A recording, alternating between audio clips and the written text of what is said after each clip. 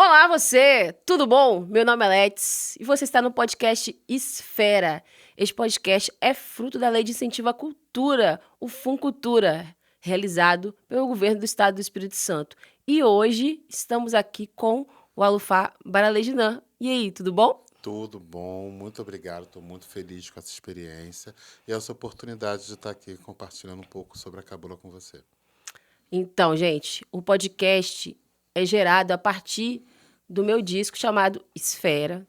E no disco a gente fala de alguns temas, e um deles é sobre as minhas questões religiosas, a minha espiritualidade. E hoje eu trouxe aqui o Alufá Baralejinã para a gente falar sobre a cabula, que é a religião, pode ser assim dizer. Vamos descobrir isso ao longo do podcast, que é a qual eu frequento hoje, né? E aí eu vim trazer para vocês saberem mais sobre a cabula, que ainda é um tema novo, né? Que a gente está começando a tirar, né, do armário, vamos dizer assim, né? Sair do armário e falar para as pessoas, colocar nas redes, para que a informação seja dada de forma correta pelas pessoas corretas, né? Vamos falar de cabula, vamos falar com os cabulistas. Perfeito. E isso é muito importante, Let's. Durante muito tempo a gente vem ouvindo falar sobre cabula, mas a partir de pessoas que não são praticantes, não são adeptas. E uma coisa que nós que somos cabulistas, nós somos adeptos, exigimos muito aqui de voz a quem realmente pratica. Todo mundo tem seu lugar de fala, mas para entender a fundo sobre aquela cultura, ouça primeiro quem é o praticante, quem vivencia essa cultura. Então é isso, gente. Então trouxe aqui meu alufá para falar com a gente, para ter essa conversa gostosa sobre esse assunto, porque eu ainda não sei muita coisa, é tudo novo para mim. Então eu também estou aprendendo, estou estudando. Então vamos aprender e estudar com a pessoa certa, não é mesmo? E aí, Alufá, conta pra gente, o que é a cabula? Let's, de forma bem resumida e objetiva, a cabula é uma religião afrodiaspórica totalmente dedicada ao culto à ancestralidade e também dedicada ao fortalecimento das pessoas periféricas, marginalizadas periféricas, que, na verdade, são todos aqueles que descendem dessa ancestralidade.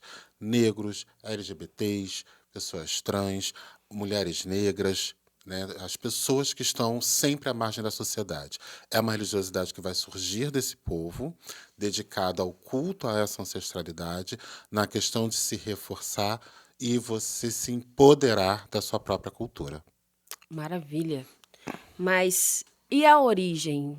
Da onde são esses quilombolas? Da onde tem um lugar em específico que esse povo veio? Tem sim. A cabula ela tem origem quilombola e matriz banto e malê. Tá? Ela é formada a partir de um grupo de quilombos localizados ali no norte do Espírito Santo, no Vale do Cricaré, Sapé do Norte, aquela região São Mateus, Linharinho, Conceição da Barra. Naquele período, ela surge ali naquela região, por volta de 1800 a 1820, um grupo de quilombolas vão se refugiar ali e a partir desses quilombos que vão se surgir, se estabelecer nessa região, as pessoas eles vão começar a se articular para resgatar outros escravizados e levar. Só que esse movimento de resistência, de resgate da população escravizada é direcionado e todo orientado pela própria ancestralidade, entendeu? Então, que nós denominamos de bacuros, né? São os ancestrais.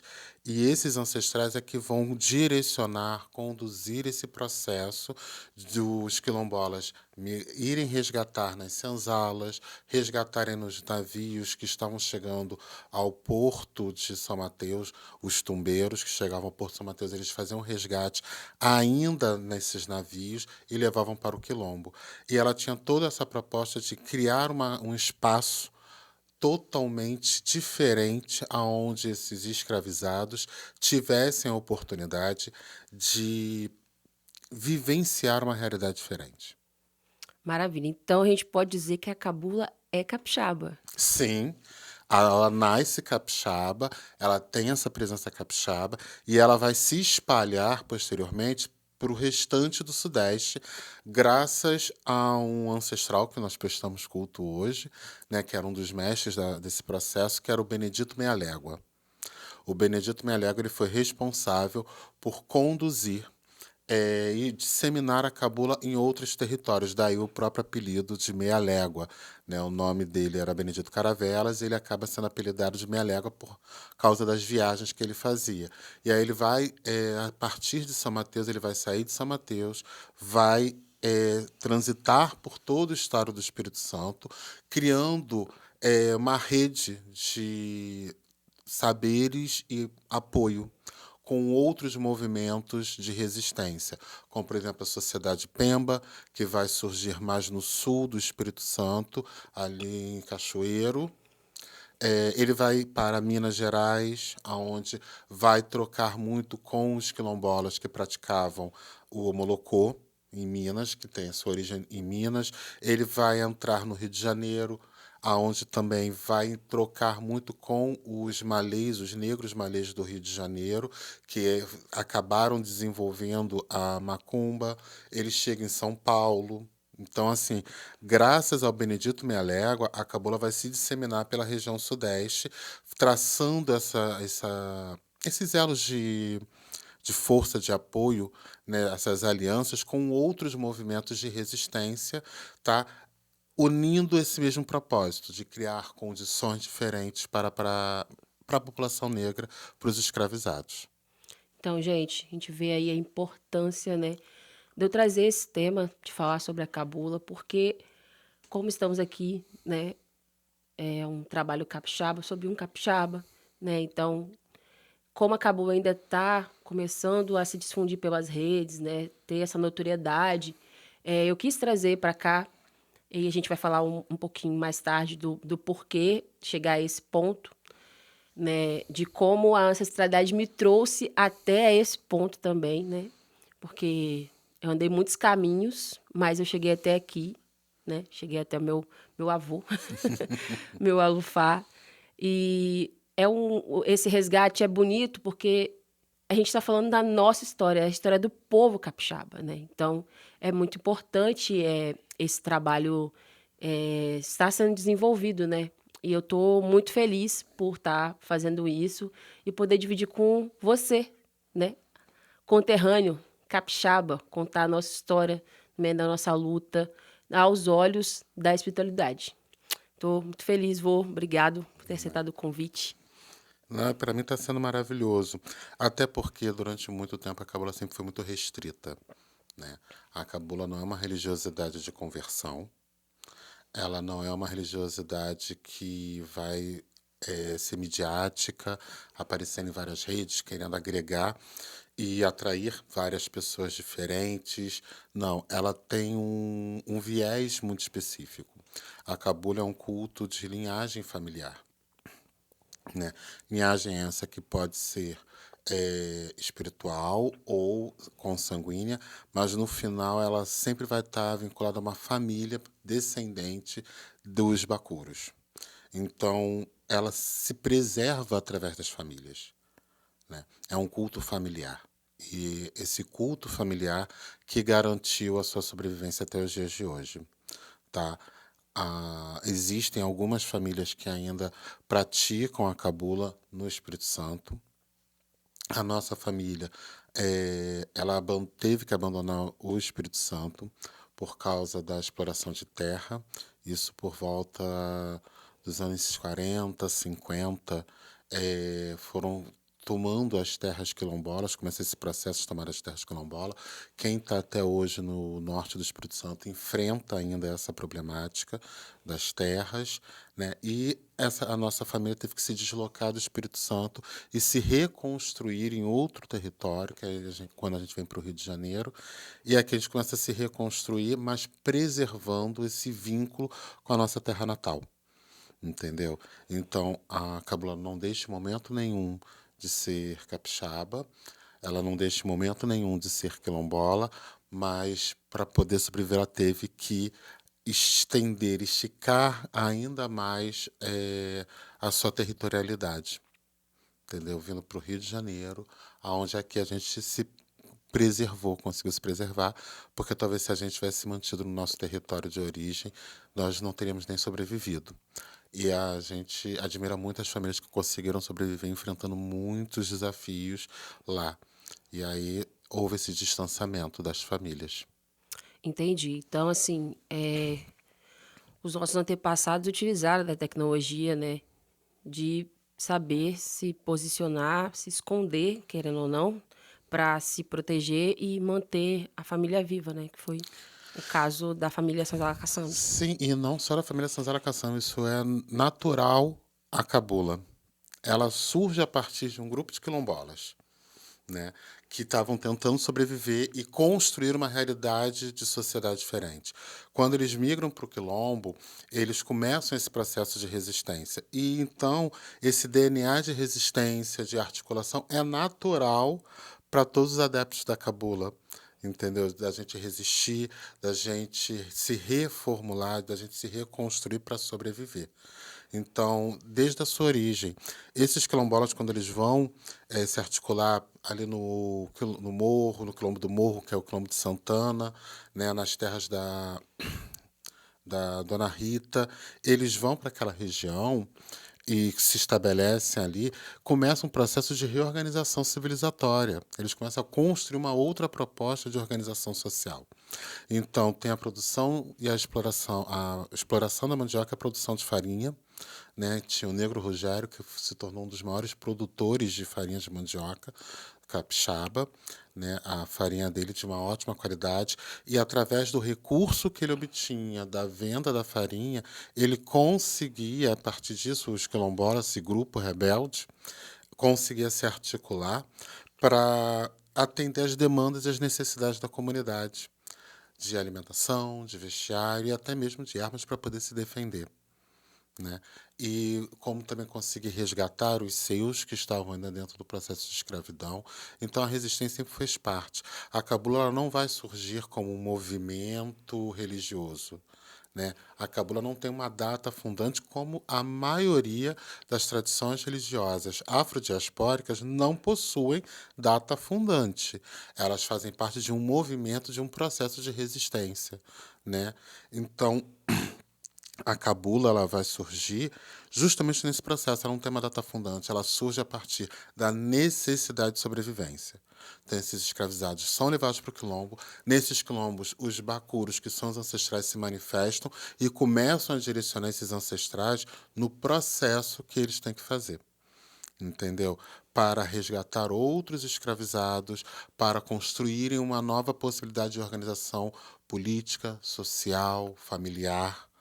Então, é toda uma nova forma de ser e estar no mundo. Isso começa lá em 1800, 1820 e veio se desenrolando ao longo desse período, entendeu?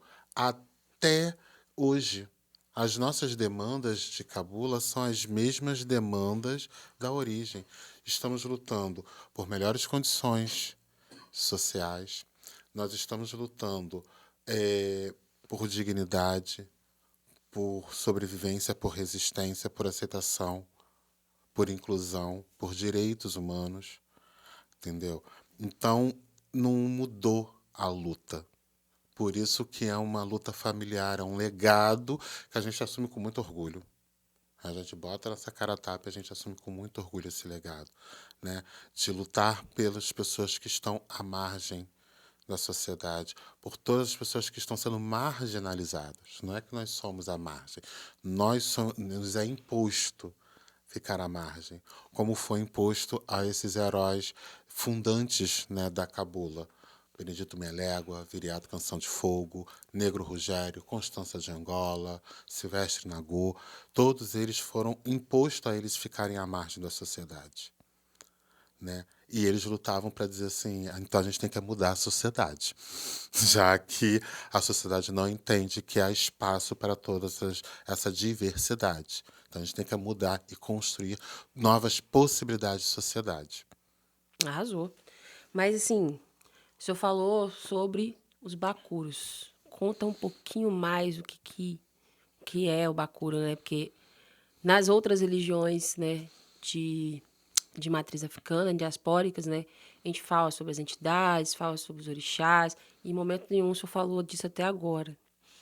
O senhor falou só o nome Bacuro, né? Que é um nomezinho novo, assim. Eu, pelo menos, nunca ouvi em lugar nenhum. Então, esclarece aí a dúvida para todos nós. Perfeito. Como Sim, funciona. na cabula não tem culto a orixá, que é uma ancestralidade, sim, só que é uma ancestralidade de matriz Nagô, matriz Yorubá, né? É uma prática de culto à ancestralidade Yorubá.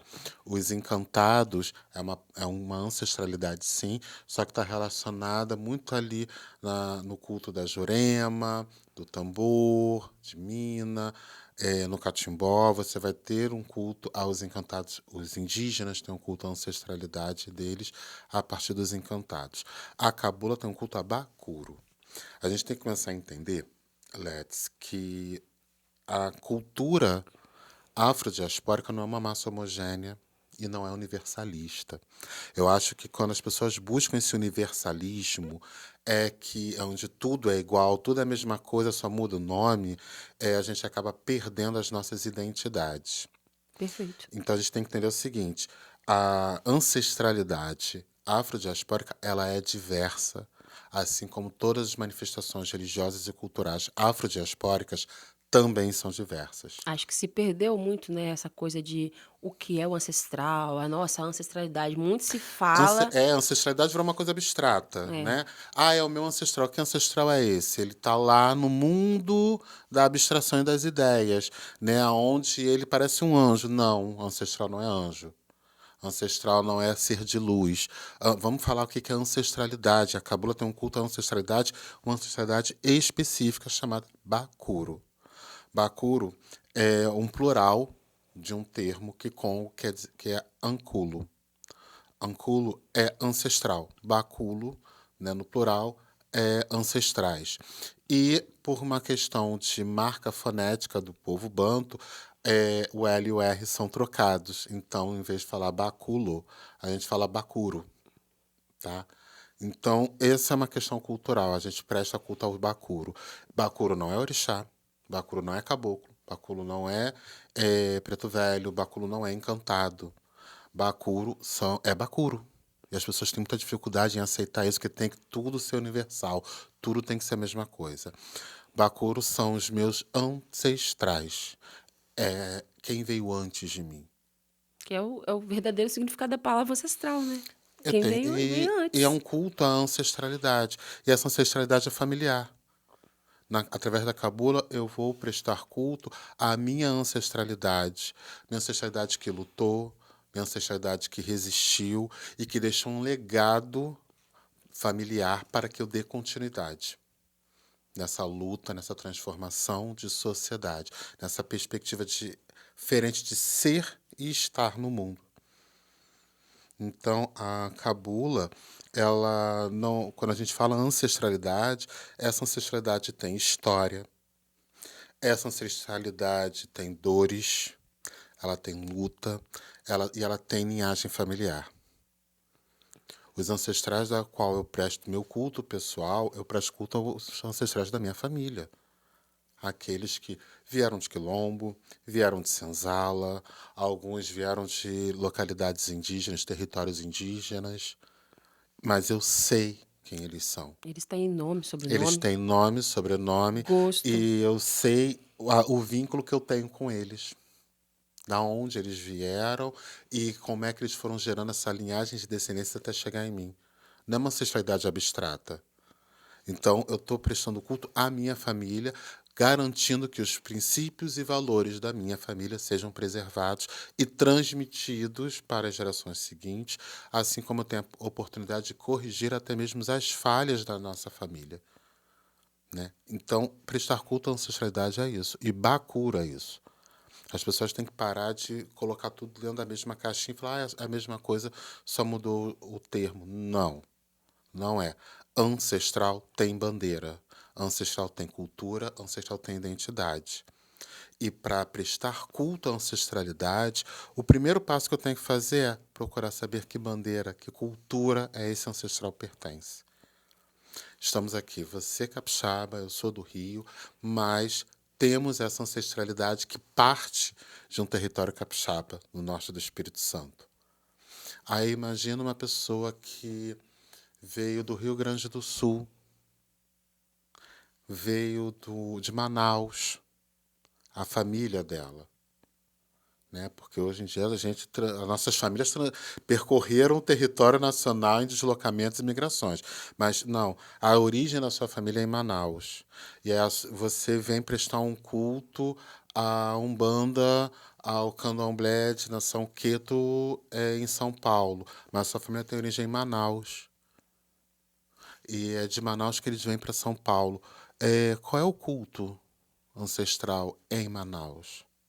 Porque é aquele culto que a sua tataravó praticava. É aquele culto que a sua bisavó praticou.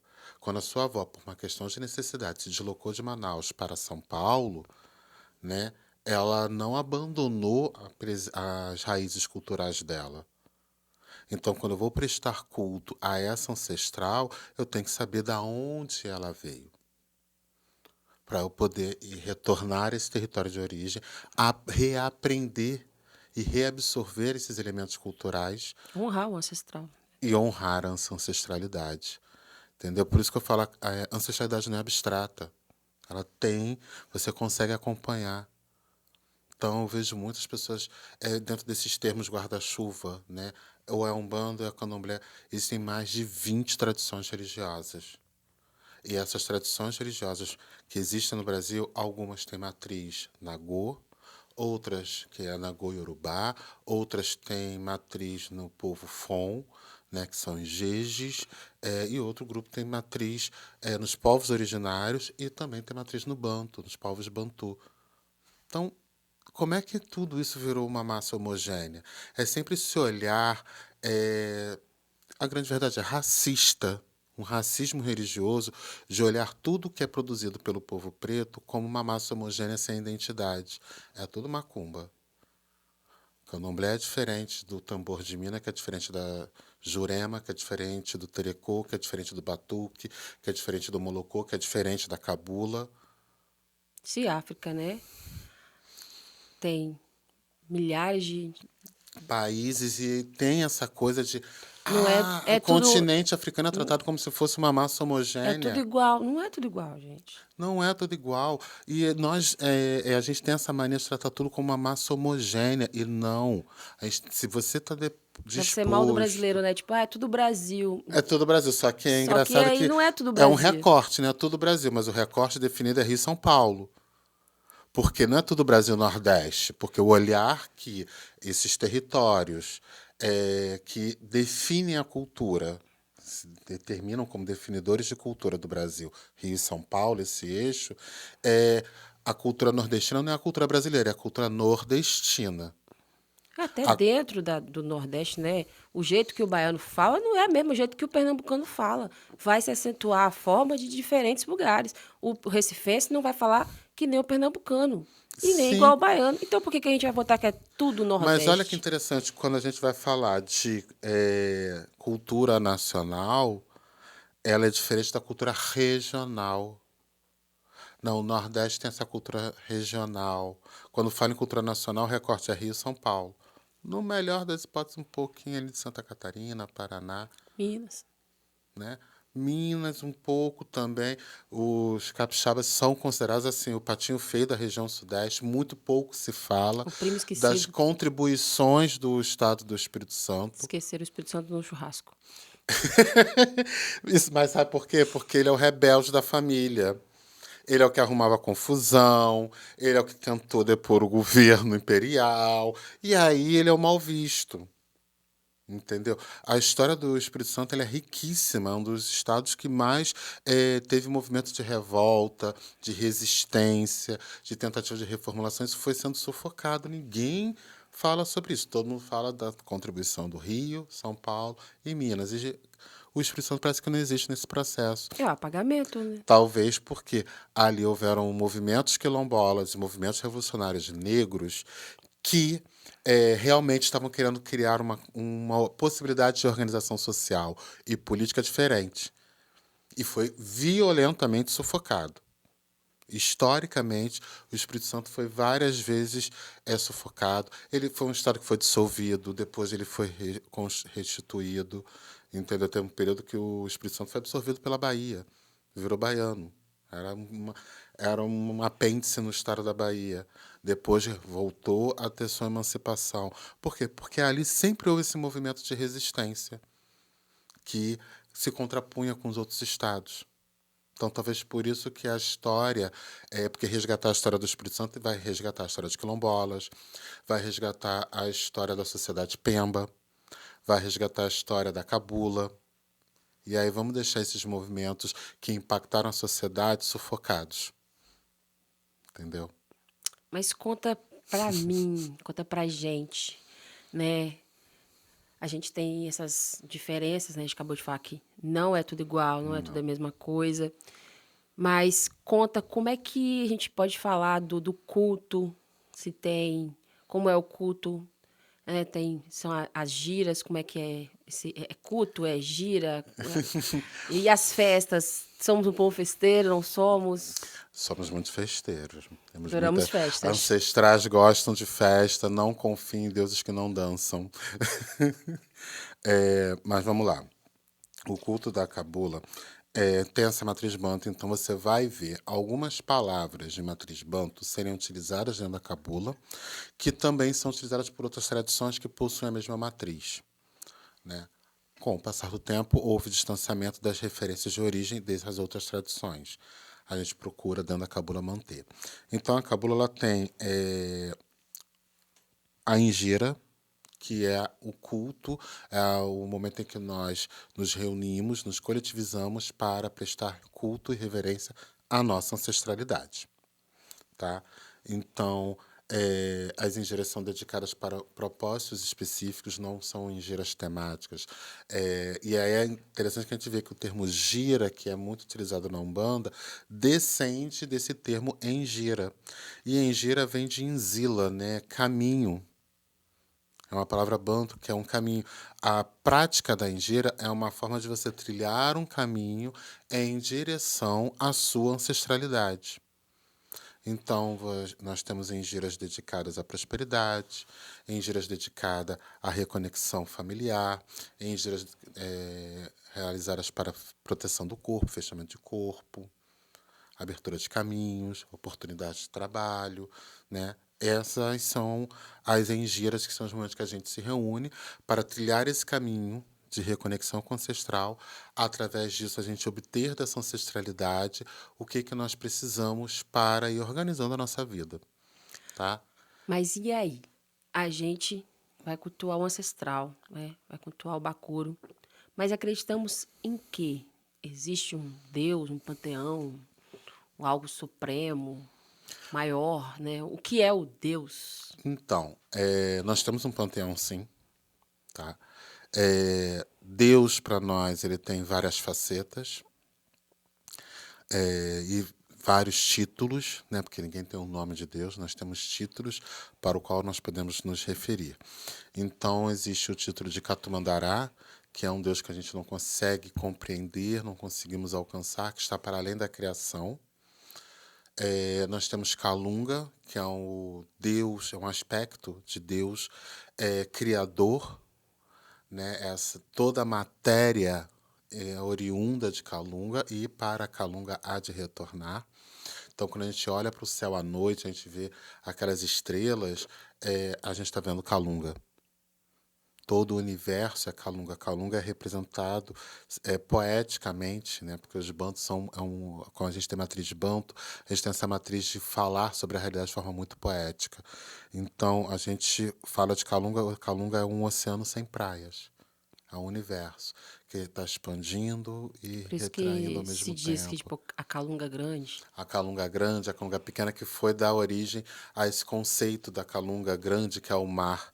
Né? Calunga, esse aspecto criador de Deus, é um oceano sem praias. Olha para o céu e você está vendo Calunga. Um outro aspecto de Deus é Mahamba. Ramba quer dizer divindade. Mahamba é o plural de Ramba.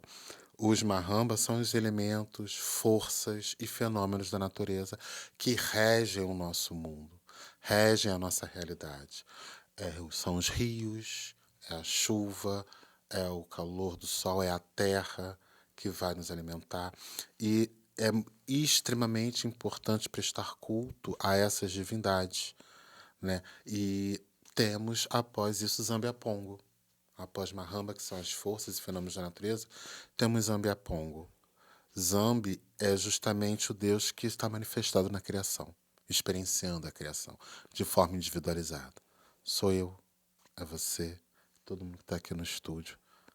São manifestações individualizadas de Deus experienciando a sua própria criação, a partir de perspectivas e olhares diferentes, a partir de vieses diferentes, né, de pontos de partida diferentes, interagindo, aprendendo um com o outro, ensinando um ao outro, são manifestações de Deus.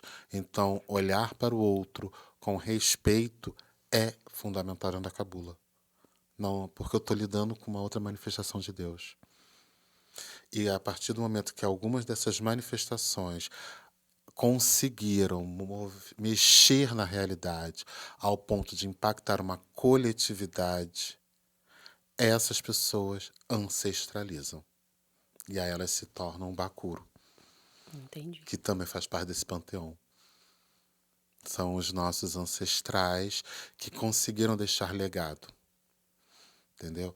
Tem Santé, também, que são ancestrais fundantes da cabula, né? São esses primeiros homens e mulheres que vieram de África e trocaram os seus saberes com os povos originários, compartilhando as dores e as angústias de estarem sendo oprimidos, escravizados, torturados por uma sociedade, por um grupo de pessoas que se sentia superior, né? E eles compartilharam das mesmas dores, das mesmas angústias e construíram princípios, valores que foram construindo o país. Vamos ser sinceros, Let's. O Brasil foi construído por mãos negras e indígenas. Porque o Brasil é um território indígena e negro. Sim. E a contribuição europeia foi segurando o chicote. Essa é a contribuição europeia, segurando o chicote. Porque quem construiu tudo que a gente vê enquanto cultura, enquanto sociedade, enquanto condições, foram mãos negras indígenas. Quem construiu as igrejas, quem abriu as ruas, quem levantou os prédios, quem plantou, quem colheu, né, quem tocou gado, foram negros e indígenas. Os oriundos, os europeus, eles só estavam com a mão no chicote.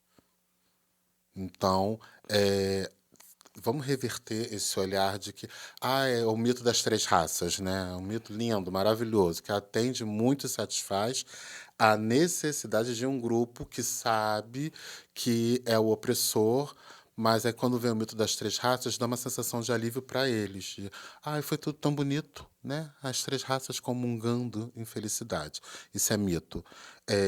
Foi um grupo explorando e dois grupos sendo explorados. E esses dois grupos sendo explorados, ao trocarem seus saberes e buscarem juntos, criarem seus movimentos de resistência, eles fundaram processos históricos.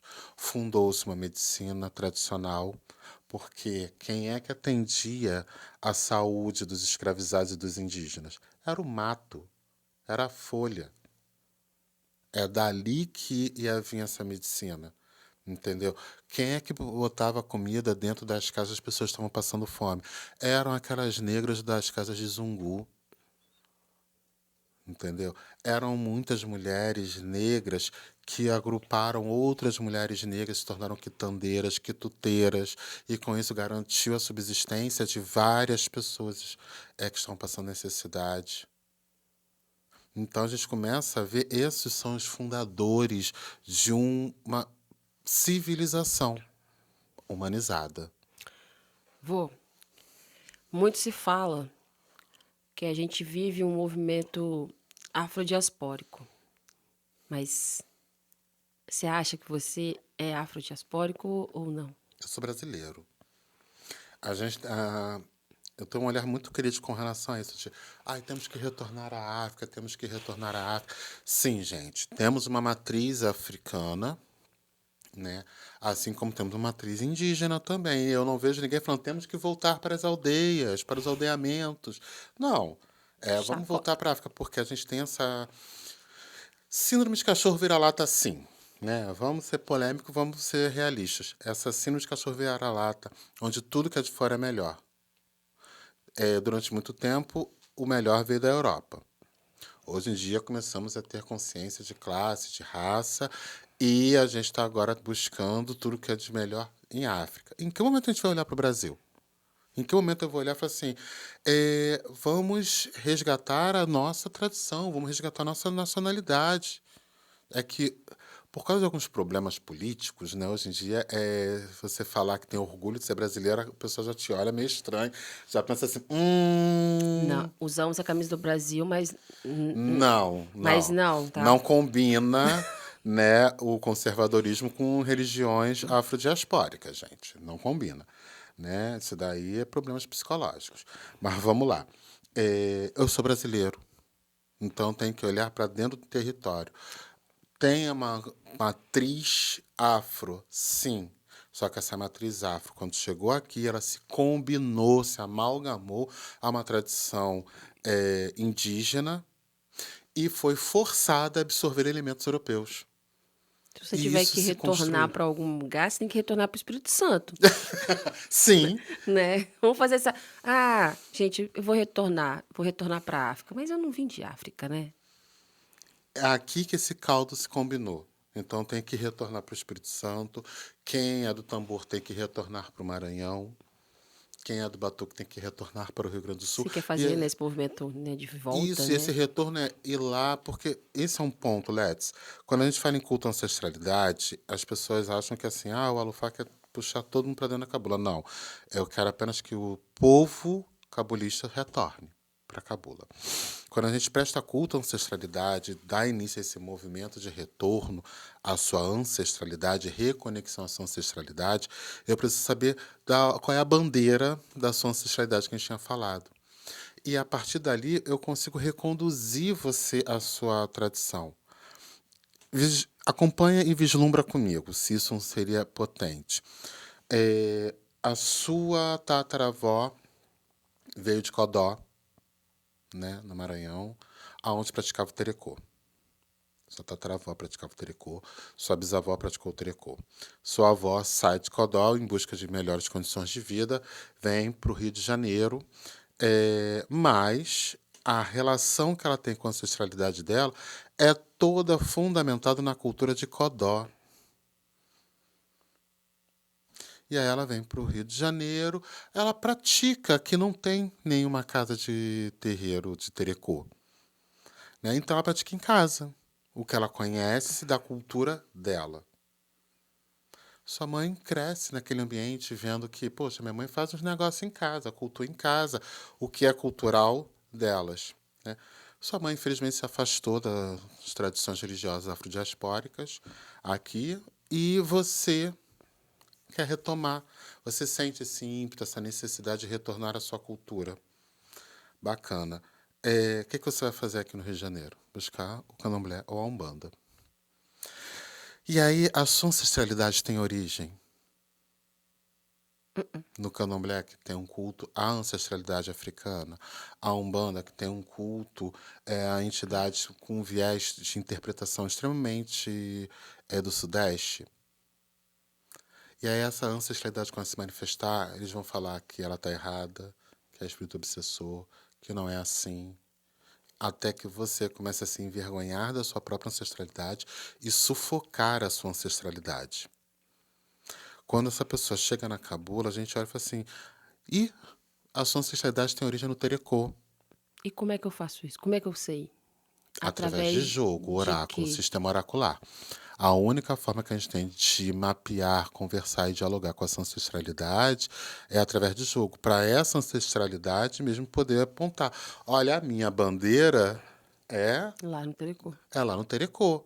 E aí eu vou virar para você e falar assim, Let's, a sua matriz cultural da sua ancestralidade é o Terecô. Procure casas de Terecô. Ah, mas é muito longe, é muito... Aí o ponto é, você quer cultuar a ancestralidade ou você quer algo confortável que está na esquina da sua casa? Aí eu fico na esquina da minha casa. Entendeu? Então, a proposta que a gente tem através da cabula é volte para o culto da sua ancestralidade, porque quando você adentra aquele culto, tudo ali vai fazer sentido para você. A Então, manifestação da ancestralidade faz sentido, a dinâmica cultural, a dinâmica religiosa, tudo aquilo vai fazendo sentido e você se torna mais um pilar de sustentação, difusão, divulgação daquela cultura. Então, você está no Rio de Janeiro, vai estabelecer um espaço, um território de culto ao Terecô no Rio de Janeiro, e quando as pessoas chegarem pensando que eu é candomblé umbanda, você fala, não, aqui é uma casa de Terecô, e as pessoas, existe Terecô, e é a oportunidade de você ir fazendo esse resgate cultural. Imagina como isso é potente para todas as religiões afro-brasileiras. Quem ganha são todas as manifestações religiosas, entendeu? É uma coisa que eu costumo falar muito durante os círculos de estudos que eu ministro. Eu quero encontrar o meu povo e eu quero que todo mundo encontre o seu. então a gente pode dizer que a caboa não é para todo mundo. Não. Isso é fato, é regra. A cabula não é para todo mundo. A cabula é para quem descende de Bacuro. Se você não tem descendência em Bacuro, você não é da cabula. Pro... E assim, não é porque eu sou elitista, eu sou especial. Não, gente, eu sou sincero. Como eu não, eu, que sou cabulista, não sou da Jurema. A Jurema também não é para todo mundo, não é para mim. Essa coisa de todo mundo tem que pertencer a tudo, desculpa, isso daí é um papo muito europeu, né? De invasão, de colonização, de empresa, de dominar tudo. Eu tenho que ser aceito em todos os espaços. Não, meu amor, você tem que ser aceito no espaço ao qual você tem pertencimento. E uma coisa que a gente discute muito, pertencimento é diferente de acolhimento. Eu posso te acolher no momento que você está necessitando. A gente vai cuidar de você, vai tratar de você, vai fortalecer você. Tá bem, amor? Ótimo. Agora você vai buscar o seu grupo. Para você também não chegar lá toda arrebentada. Vai lá procurar o seu grupo para eles darem continuidade no seu processo de fortalecimento. Entendeu? Aí pertencimento é pertencer ao território. Quando a pessoa possui o pertencimento, ela não está vinculada a pessoas. Vou te explicar. Geralmente a pessoa chega numa casa, ela fica na casa porque o pai de santo é legal, a mãe de santo é legal, ela gosta muito, ela confia muito naquele pai de santo, naquela mãe de santo. O pai de santo, a mãe de santo morre. O que ela vai fazer? Ela vai sair da casa, vai procurar uma outra casa. Quando você tem pertencimento, você está ali porque todo lugar faz sentido, o lugar te fortalece, você constrói um vínculo com o ambiente. O sacerdote fez a passagem, mas você entende que aquele lugar precisa sobreviver, precisa ser mantido, precisa continuar existindo. E aí você vai continuar naquele local, garantindo que aquele território permaneça. É totalmente diferente. A gente acolhe quem precisa, mas praticante só quem pertence. E se não pertence, a gente orienta. Para as outras tantas. Mais de 20, gente. Não existe essa hegemonia toda. A gente tem que começar a aprender a ter cultura. A gente tem que começar a tirar um pouco o olho de dentro do umbigo. Né? Parece estar enterrado dentro do umbigo. A gente tem que começar a tirar e olhar em volta e saber assim que existe uma diversidade cultural enorme, existe uma diversidade espiritual enorme e a gente tem que buscar essas origens. Não existe universalismo. Universalismo, se você é adepto de uma tradição religiosa afro-brasileira e acredita em universalismo, desculpa, essa sua prática está totalmente atravessada por conceitos eurocêntricos. Certo. Mas me conta, a gente está aqui conversando e você é o Alufá. O que é essa figura, né? Existem... A galera deve estar perguntando, por que você está chamando ele de avô, né? Não, não somos parentes consanguíneos até então. Até o momento que a gente ainda Até, está fazendo seu mapeamento. né? Até então a gente não sabe se vai que, né? Porque, como o senhor disse, a cabula tem, né, o lado consanguíneo e o lado espiritual, né? Explica mais um pouco disso pra gente e fala o que é essa figura da Lufá, né? Porque você fala os pais e mães de santo, mas até agora a gente não falou esses nomes, né? A gente só falou do Alufá. Explica essa O questão que é de os os cargos, a cargos e hierarquia. hierarquia. Tá, vamos lá. Eu não sou Alufá, eu estou na posição de Alufá. E isso é muito importante as pessoas entenderem. Eu sou Baralejinã, né? Eu sou o ser humano, a pessoa. E a ancestralidade me escolheu para assumir uma posição dentro da hierarquia religiosa, onde eu estou na posição de Alufá. E assim como houveram outras pessoas antes de mim, e haverão outras pessoas após. Então, o cargo não me define, né? O que vai me definir são os meus princípios e valores. Tem gente que é muito apegada a cargo. O Alufá, ele é o dirigente da família. Para você entender, né? Você já conhece, mas para a pessoa poder Vamos entender. explicar pra galera de casa. A cabula ela é toda dividida em famílias, né? Religiosas, famílias espirituais. E o agrupamento de todas essas famílias religiosas vai formar uma família religiosa, né? Que é constituída por várias casas, vinculadas e tudo mais. O Alufá é a ponta dessa estrutura, é a pessoa que orienta, tutela, transmite os saberes, prepara, inicia as lideranças, as pessoas que são lideranças das casas que praticam cabula pertencentes à mesma família. Então, por exemplo, a Sanzala Caçamba ela tem origem na família Santo e Mariano, né? São as duas famílias quilombola que vieram do Espírito Santo, os Santo e os Mariano. Essas duas famílias juntas vão formar essa tradição religiosa, Sanzala Caçambe, que tem casas hoje.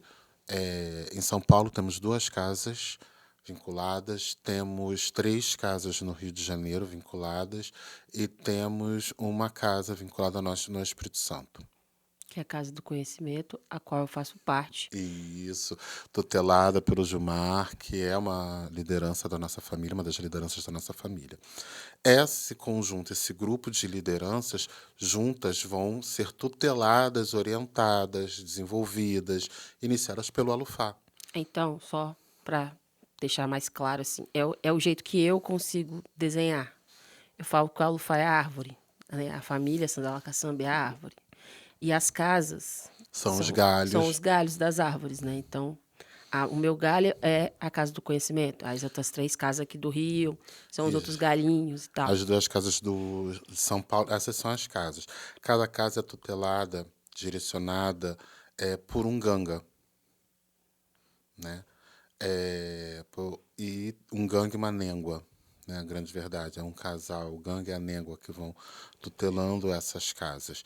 O ganga é o sacerdote responsável por dirigir um quilombo urbano, né? A négua é a mãe dessa comunidade. E tem um imbanda, que é a pessoa responsável por realizar os ritos de culto à ancestralidade, porque o gangue está envolvido em ações sociais, a formação das pessoas, transmitir os saberes e tudo mais. Então, a estrutura de uma casa, de um quilombo urbano, na cabula, vai para além da prática religiosa somente. O senhor falou dos gangas e das Néguas néguas. E esse e o Imbanda. foi um termo bem binário. Ficou tipo como se fosse um homem e uma mulher. Não, E aí, a gente segue essa tradição binária que, tipo, tem que ter a mãe e o não. pai. Vamos lá. O ganga, ou a ganga pode ser tanto homens quanto mulheres. Ganga é o sacerdote, a pessoa de maior prestígio dentro daquele ramo familiar, né? São as pessoas que dirigem um quilombo urbano, né, da nossa família. Então, existem gangas masculinos e gangas femininos e gangas não binários. Vai da identificação da pessoa. Ganga, essa liderança do quilombo, é quem vai articular as ações políticas e sociais, quem vai definir quais são os projetos que a casa vai tocar, o calendário, como é que vai ser os ritos, em que momentos dentro desse calendário os ritos vai fazer, quem faz a gestão do espaço. Então, pra gente na cabula, essa coisa binária de que homens só podem fazer isso, mulheres só podem fazer aquilo, isso pra gente Não existe. Homens e mulheres podem fazer tudo. Não binários também. Sim, existem não binários, até a ancestralidade existe não binária, né? A gente tem que entender que a ancestralidade, por ser diversa, não existe essa. É muito estranha essa ancestralidade que é tudo ou é homem ou é mulher. E assim, então quer dizer que travestis não ancestralizaram, trans não ancestralizaram, homossexuais não ancestralizaram, não binários não ancestralizaram. Então, Timbira do Maranhão, que teve uma importância enorme, não é ancestral. Madame Satã, que tem uma importância histórica enorme, não é ancestral. Cintura Fina, que ajudou muita gente, não ancestraliza, só pode ser heteronormativo. É muito questionável isso, né? Olha a influência eurocêntrica sobre a nossa religiosidade, que nunca teve essas questões. Mas voltando. O Ganga pode ser masculino ou feminino, né? São as pessoas que fazem essa gestão do espaço. Nengua é um cargo exclusivamente feminino. Somente mulheres podem ser a négua. A négua é essa mãe da comunidade mesmo. É a pessoa que vai ter essa comunicação com a comunidade interna e a comunidade externa, né? Para ver assim, quais são as demandas e as necessidades dos filhos da casa e da comunidade no entorno. E em banda também pode ser exercido tanto por homens quanto por mulheres. Em banda é o sacerdote ou sacerdotisa, é a pessoa que faz a macumba mesmo. É a pessoa que vai fazer um sacudimento, é a pessoa que vai fazer um ritual de mangira, é a pessoa que vai fazer uma defumação, é a pessoa que vai preparar um banho de erva. É isso. Então, a gente tem os gangas, que são as lideranças do quilombo, as néguas, que são as mães da comunidade, e os imbanas, que fazem a macumba. Isso é um Arrasou. quilombo urbano. As casas de corimba, elas são uma estrutura menor. Então, elas contribuem com as ações sociais dos quilombos urbanos e elas são lideradas apenas por em bandas, entendeu? Que são os ramos dessa árvore. Isso. Então, assim, tem o Alufá que cuida de todos os gangas néguas das casas, né? De todos os gangas. E as néguas. E tem os imbandas que estão vinculados a essas casas. Que, então vai criando um ramo. Tem o Alufá, os gangas e néguas, os imbandas, e vai descendo essa estrutura.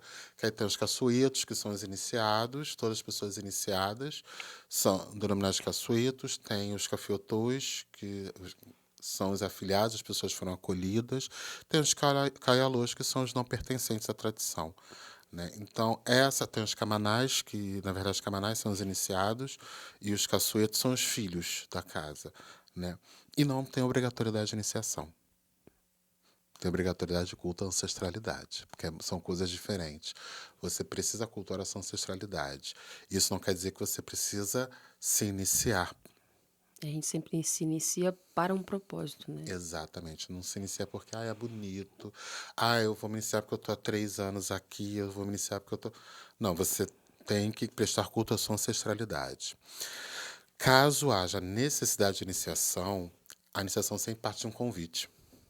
Os ancestrais que vão vir, os bacuros, vai vir para você e falar assim: Let's, precisamos que você se inicie, porque a partir da iniciação, um conjunto de saberes vai ser compartilhado com você para que você, de posse desses saberes, coloque algo em atividade, né, para realizar um propósito dos ancestrais, fortalecer um pilar dessa cultura. Você aceita? Porque é convite. Porque você vai ter que assumir essa responsabilidade. Você aceita ou não? Você pode falar: não, poxa, olha, Tô de boas. agradeço a consideração, mas não me sinto confortável, não me sinto maduro o suficiente para realizar. E tá tudo bem.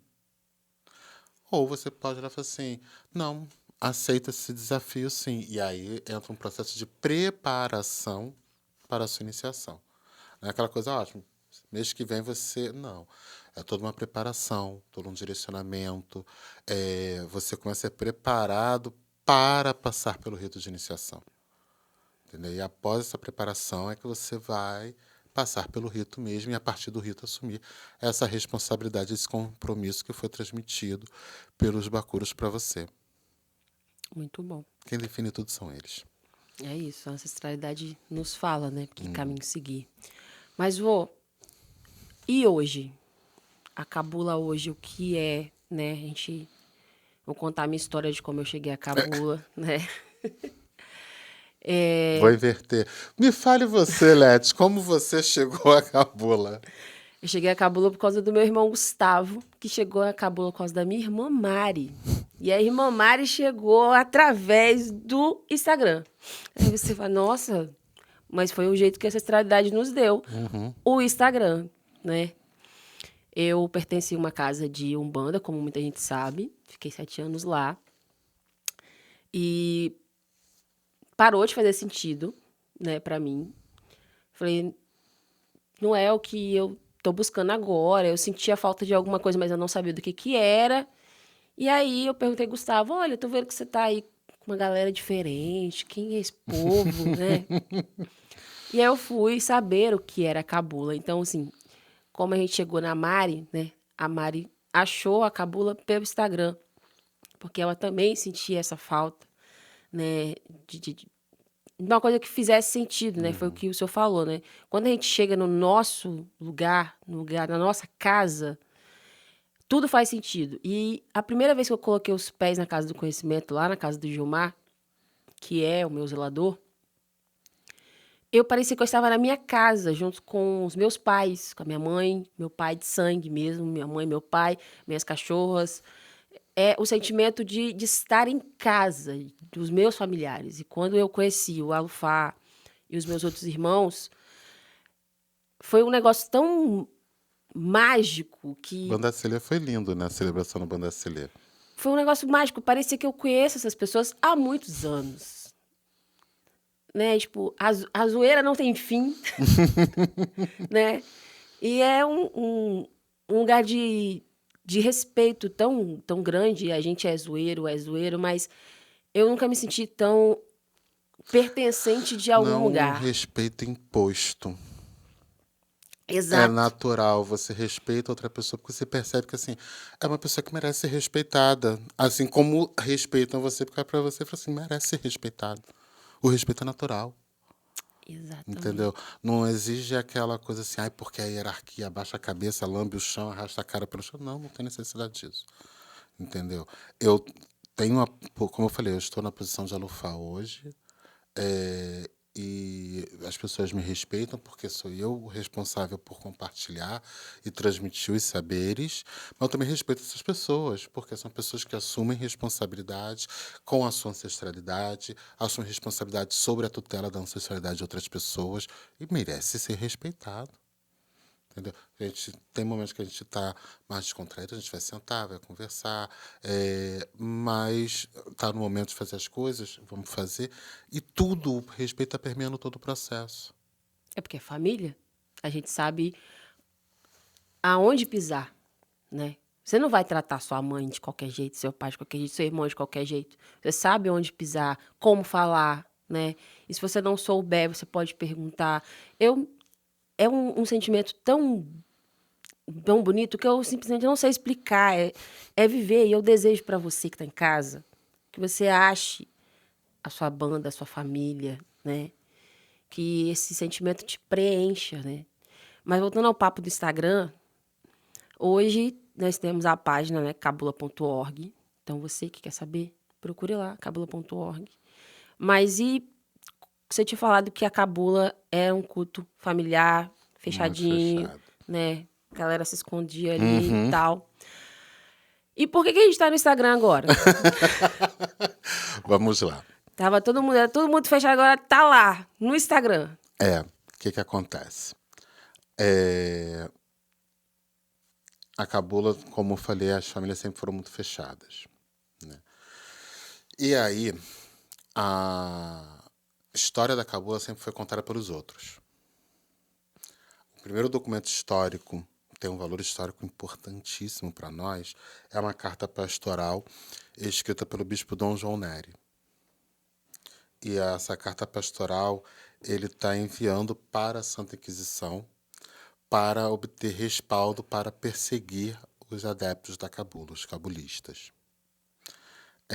Então, apesar do valor histórico, é um texto que você tem que olhar de forma crítica, porque ele é depreciativo, ele é contraditório, ele tem vários problemas ali. mas tem o seu valor histórico por ser a primeira vez que a cabula é citada, registrada, a existência da cabula. Esse livro, essa carta foi utilizada durante muito tempo como referência sobre a cabula por todas as pessoas que se dedicaram, se debruçaram a estudar sobre religiões afro-brasileiras.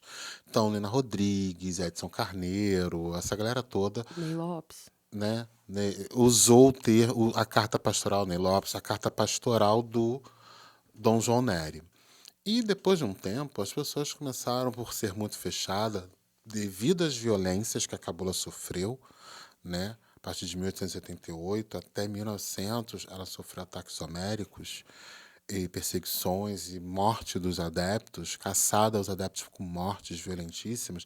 A cabula se fecha, essas famílias vão se fechar para se proteger. E chega um ponto que as pessoas começam a falar que não existe mais cabula. E é nesse momento, nessa virada, quando as pessoas começam a falar que oficialmente não existe mais cabula, que os bacuros da nossa família, tá? Não posso responder pelas demais famílias praticantes, mas da nossa família, descendente dos Santo e Mariano, a família Sanzala Kassambi, nós recebemos a orientação dos bacuros de que nós precisávamos ocupar espaços para que nós contássemos a nossa história, para que nós falássemos sobre cabula. Não poderíamos reclamar que o outro está falando errado sobre a cabula se nós não ocupamos espaços e contamos a nossa própria versão da história. Para nossa família foi um choque, porque a gente estava acostumado a ficar fechadinho, né? E dar esse passo de abertura é complicado, é conflituoso, é difícil. São os nossos saberes preservados durante muito tempo. Paramos de ser lo-fi, né? Agora não vamos ser mais, temos que postar, galera. E aí eu vim preparando, né? E foi quando eu comecei a desenvolver os círculos de estudos. Mas houve um período assim de preparação mesmo do que poderia entrar, o que não poderia ser compartilhado, como seria essa estrutura. Levou 5 anos eu estruturando o círculo de estudos, que começou a primeira turma, que foi muito assim, preparou tudo, vamos botar agora a cara a tapa, vamos abrir a porta. Foi em 2020, né? A gente deu início à primeira turma de círculo de estudos. E de lá para cá, hoje nós já estamos na 13ª turma de círculo de estudos, que a gente fala sobre a cabula. A gente conta a nossa história, explicamos as nossas origens, nossos princípios filosóficos, de onde viemos, como nós fazemos as coisas, de forma introdutória. Para as pessoas saberem que assim, a cabula existe. E existem cabulistas ainda hoje em dia, né? Então a gente vem ao longo desses 5 anos aí desenvolvendo esse trabalho de resgate da nossa tradição, não porque a gente parou de fazer, resgate da nossa posição da nossa sociedade de poder existir, pelo menos. Porque chegou um ponto que a gente não podia nem mais existir, né? A gente não existia. Então a gente está recuperando, resgatando o nosso espaço, né, na sociedade, dizendo nós existimos. Né? Acho absurdo esse processo de apagamento histórico. Então, a gente vem fazendo esse processo, como eu tenho a posição de Alufá, eu venho ministrando palestras para as pessoas que desejam ter uma palestra sobre o que é a cabula, o que é Santé, que são os ancestrais fundadores, que a gente estava falando agora há pouco, o que é Bacuro, o que é a medicina tradicional praticada pela cabula. As pessoas entram em contato com a nossa secretaria e a gente agenda, eu vou lá ao local, faço a apresentação da nossa cultura, da nossa religiosidade, até mesmo para as pessoas entenderem, muitos terreiros de Umbanda, principalmente, entenderem de onde vêm algumas referências culturais que eles praticam. Porque todo mundo fala muito esse discurso de que a cabula é a mãe da macumba e a avó da Umbanda. Legal. Eu acho que essa frase ela descreve muito aquele quadro do, do Espião Modesto, que é a Redenção de Cã. Sim, Pesadíssimo esse quadro. a cabula é aquela avó preta, ex-escravizada e quilombola. A macumba é aquela mãe mulata, mestiça, né, que recebeu a influência desse marido europeu, o kardecismo, né, que não vai assumir essa paternidade. Ele contribui, mas não assume essa paternidade, né, que está sentado até de costas. E a Umbanda é essa criança parda que vai crescer tendo as referências de que ela descende desse europeu e é renegada por ele, que tem que ter vergonha da sua origem preta. Então, é essa criança parda que vai crescer meio sem identidade, né? Branca demais para ser europeia, branca demais para ser preta e preta demais para ser europeia. E o movimento que a gente fez foi justamente o quê? De pegar essa criança parda, a Umbanda, sentar e falar assim: vem aqui para casa da vovó. Ó, vovó vai fazer um bolo de fubá, vamos fazer um café, vamos sentar na mesa da cozinha, que eu vou te contar a sua história, vou te explicar por que que você tem determinados traços, por que que seu cabelo é de determinado jeito, por que que você usa determinadas frases, por que que determinados cultos existem. Ah, você pratica sacudimento, mas você sabe o que é o sacudimento? Ou é só o registro da palavra, mas o rito não se tem mais. Você faz ingira, você sabe que ingira vem da ingira que a gente pratica? E sabe como é que é a dinâmica dela, que ela possui uma dinâmica própria? E que você só tem um resquício de memória do que é feito? Ah, toda essa ancestralidade que você possui, preto velho, acabou. Sabe que isso daí tem uma origem nos bacuros, que é um culto à ancestralidade, que a Umbanda nunca cultuou orixá. Ela cultua as entidades, tem os falangeiros, mas ela só cultua os ancestrais. E vamos ser sinceros, né? A gente tem que assumir, o ancestral é morto. Então, você está entendendo que assim, você tem essa origem aqui, então vamos sentar a neta e a avó para a gente dialogar e você entender de onde vêm essas práticas e entender até mesmo o que é ancestral de outras tradições que foi incorporado. O que foi incorporado do culto da Jurema? O que foi incorporado do Codó? O que foi incorporado do Candomblé, do Omolocô? Para você entender até mesmo por que você foi se misturando, foi se perdendo identidade. O que foi incorporado do kardecismo, né? Que está aí Que é bem, esse pai europeu que não vai assumir bem essa paternidade, enraizado, né? mas é muito enraizado, que você quer ser esse descendente europeu. Eu não tô querendo não, gente. Entendeu? Então é muito nesse processo. Eu falei, Bessa, não sei se eu respondi a sua pergunta. Respondeu, respondeu. Mas conta. E esse livro aqui, que ficou aqui na nossa mesa embelezando nossa Sim, conversa. e ele faz parte, ele Dos, celebra esses 5 anos em que a gente vem desenvolvendo esse trabalho de abertura da família. o seu trabalho de legado, né? É o legado que eu recebi, né? Quando eu assumo a posição de Alufá, eu sou escolhido para assumir a posição da Alufá, eu assumo com essa missão dos ancestrais de fazer a abertura da família, difundir, reforçar, valorar o que é a cabula. E eu venho desenvolvendo esse trabalho ao longo dos 5 anos. E agora, em celebração a esses 5 anos de abertura da família, onde a gente conseguiu reencontrar muitos membros familiares que estavam perdidos por aí, a gente está lançando esse livro pela editora Folha de Ouro e é a primeira vez que a cabula está sendo falada por um cabulista. Então, você, amigo, quer saber da cabula? Pergunte ao cabulista. Não tem um cabulista mais próximo? Livrinho aqui pra você, entendeu? Vovô escreveu. Então, E esse compre o livro. livro, ele fala sobre a nossa história, ele fala sobre os nossos princípios filosóficos, as nossas crenças, o nosso panteão, o nosso olhar sobre o mundo, né? Esse olhar em que a gente é diverso, a gente é inclusivo, né? E a gente tem que se conhecer mais, né? Então, a cabula ela é inclusiva dentro da sua ancestralidade, dentro do seu pertencimento. Então, nós sabemos que nós vamos ter descendentes. Cabula não é para todo mundo, mas quem pertence?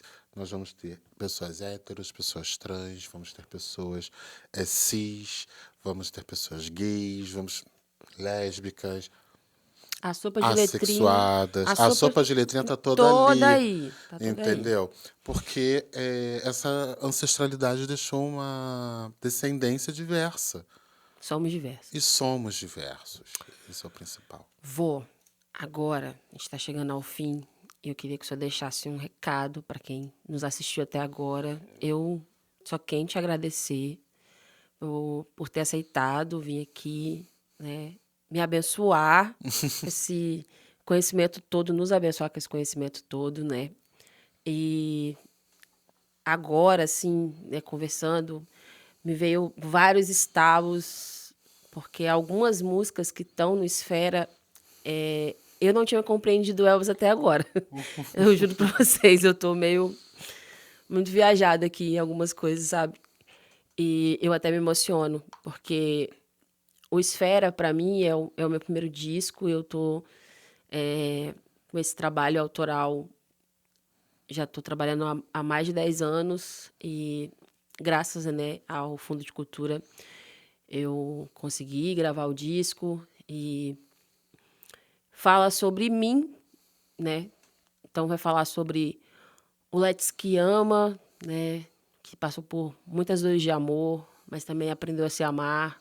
Vai falar sobre o Let's que é do movimento negro, que toca no dedo da ferida mesmo, que tá falando pelas pessoas que não têm voz. Eu acho que pessoas que têm voz, como nós, precisa falar pelas pessoas que não têm. Então, eu, como uma pessoa trans, preta, não binária, eu vou falar pela minha gente, eu vou deixar claro, sim, eu sou uma pessoa preta, eu sou uma pessoa trans, existem mais gente como eu.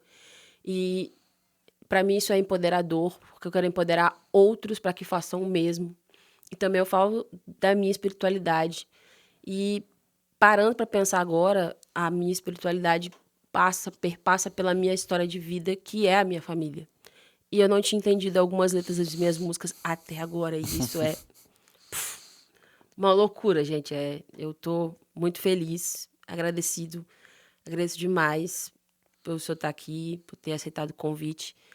E queria que o senhor deixasse um recado aí pra galera, se despedindo. Primeiro, queria agradecer a oportunidade de a gente trocar mais uma vez, né? Toda vez que você vai lá na casa, a gente consegue ter um momentinho de troca, de diálogo. Então, agradecer essa oportunidade de trocar mais, conversar sobre a Cabula, é um tema que me fascina. E o recado que eu tenho para as pessoas é: procurem sua ancestralidade. Procure saber de onde vocês vieram. Culto à ancestralidade é ter esse olhar diverso, né? Queiram conhecer mais sobre a Cabula para ajudar. A Cabula é muito provocativa, né? Para ajudar vocês a refletirem sobre a ancestralidade e buscar essa ancestralidade, seja ela qual for e onde ela estiver, mas que você se empodere através dela, cresça, se fortaleça e contribua com esse processo de fortalecimento da ancestralidade e das religiosidades afrodiaspóricas afro-brasileiras. Povo, obrigado mais uma vez. E compra o livro. Galera, comprem o livro tá incrível. O lançamento foi ontem, né? A gente tá gravando aqui agora, começo de julho. Não sei quando isso vai ao ar, mas logo, logo vai. Comprem o livro. Então, o que você quer saber sobre a cultura cabulista, pergunte ao cabulista. Então, agora tem um livro mais próximo de você. E pros próprios, né? Os próximos estudiosos não precisam mais, vocês não dependem mais de Dom Nery, né? Tem um livro escrito por um cabulista. E no mais, gente, obrigado e até a próxima. Este foi mais um episódio do podcast Esfera, hoje com a participação de Alufá Baralejinan. Esfera é um podcast para a gente falar sobre as músicas, os processos e as histórias por trás do álbum Esfera. O lettering de Natália Farias, a captação de áudio foi feita no estúdio 39D, a edição por Letícia Chaves, a apresentação por Let's. Projeto realizado com recursos do Funcultura, Secretaria da Cultura, Governo do Espírito Santo.